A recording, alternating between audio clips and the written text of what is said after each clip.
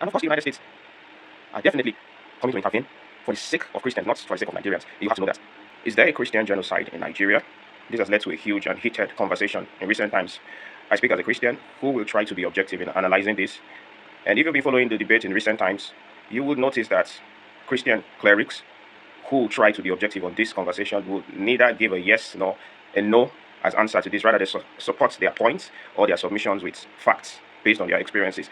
So, in the same line, I would like to say this is not a yes or no question, because really it depends on who is giving the answer. It depends on what factors you consider. There are a lot of factors involved in this issue. Now we'll talk about our internal problems. We talk about kidnappings. We talk about killings, banditry, and then on the other side we talk about Donald Trump and the United States, who is now interested in our own problems, who's starting to interfere and looking at it from the side of Christian genocide. So, to analyze this, I'll break it down into different events, and to prove anybody right or wrong with their answers, I think everybody who has spoken on this topic are actually entitled to their opinion. So, I'll just break it into the past, the present, and what we forecast in Nigeria, considering the way we've lived with insecurities and disputes. So, firstly, people will say there's a Christian genocide, and they speak from experience. Yes, growing up as a Nigerian or as a Christian, even though I'm not from the corn north, we've heard a lot of stories. We've seen proofs, actually. We've seen people who survived these riots, who survived these persecutions as Christians. To these people, they are living testimonies or living witnesses of these unfortunate and sad events. Going by the definition of genocide, it won't be a lie for them to say there is a genocide in Nigeria. And then when you talk about analyzing in the present now, it's quite difficult to tell if all these issues of killings of Christians, yes, of course, I know Nigerians are being killed, Muslims, Christians, and people of other beliefs, but if you consider as a Christian now, you go to church to worship, and you consider the fellow Christians you've seen or heard of being killed, because you don't really know much about the Muslims. So as a Christian, if you talk about people being killed, yes, if you talk about fellow Christians being killed, yes, it's headed towards what you can call a Christian genocide. However, I think the present right now is the most confusing side to it, because now there'll be a lot of conspiracies, there'll be a lot of people, a lot of things happening, a lot of forces trying to either prove that there is a genocide or otherwise. So in this case now, especially with the intention of the United States to interfere, then you will see some forces working against the narrative that there is a genocide, and then you can start having killings of Muslims now, non-Christians. You can start having kidnappings that are targeted at non-Christians now to beat down the points that there is a Christian genocide.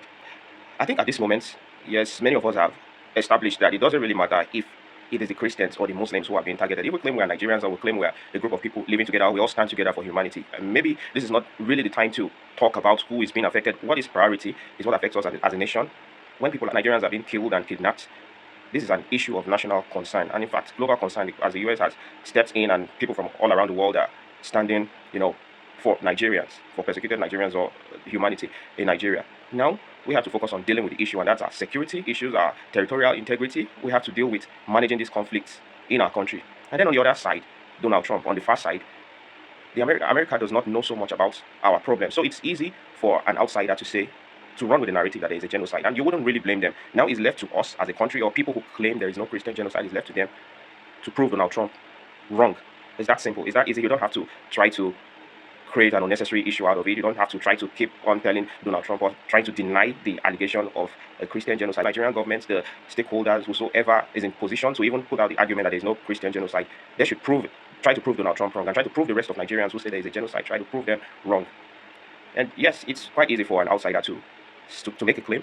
And now what would be wrong is for an outsider to help a country like Nigeria deny these allegations. It doesn't make sense. So this is, yes, in the face of the law, they say you are innocent until proven otherwise, that's guilty. But in sensitive issues like this, especially as it relates to humanity and life, you can, in the face of the law, in the face of prosecution, you may be innocent until proven guilty. But sensitive issues like this are issues of urgent concern, and you are implicated already. If they accuse our country of Christian genocide, then we are being implicated. It's left to us to pull ourselves out. Just like crimes of rape and certain human rights violations. If you are accused, you are implicated already. So the society, the media space is already looking at you with a high suspicion, and you become even a person of concern, just like the term that the United States has used on Nigeria, a country of particular concern. No doubt, that is very correct. That's true. So I just want to call on every Nigerian, everybody, to look beyond the genocide claims, and let's see what we can do to ensure that the lives and properties of people are well protected. Yes, as a Christian, it's perfectly okay to judge based on recent happenings and say there is genocide on Christian. And of course, the United States are definitely coming to intervene for the sake of Christians, not for the sake of Nigerians. You have to know that.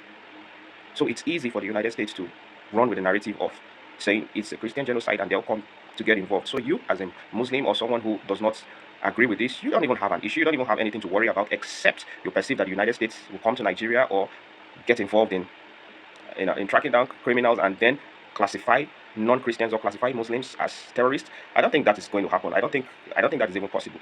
What Donald Trump made emphasis on is the extremist Islamist.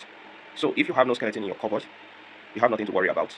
Now let's just take it as an opportunity or a leverage to see that we get help, that we get some level of support. And I would advise that the Nigerian government, the security agencies, try their best to cooperate with the United States. Yes, if we claim to be a sovereign nation and we feel we have all it takes to handle our internal disputes, then we should show it. We should show it. At the moment, I think we are acting below capacity, and it's not a bad idea for the United States to reach out a helping hand to us. So what we need to do is to embrace it and embrace whatever support that they are trying to offer us. And if we don't want it, we should prove to them that, yes, we don't need your help, we can handle our issues. But then again, this is a global concern. And if we are not able to resolve our problems, believe me, the whole world is watching. And beyond the United States, you may begin to see more interests coming in.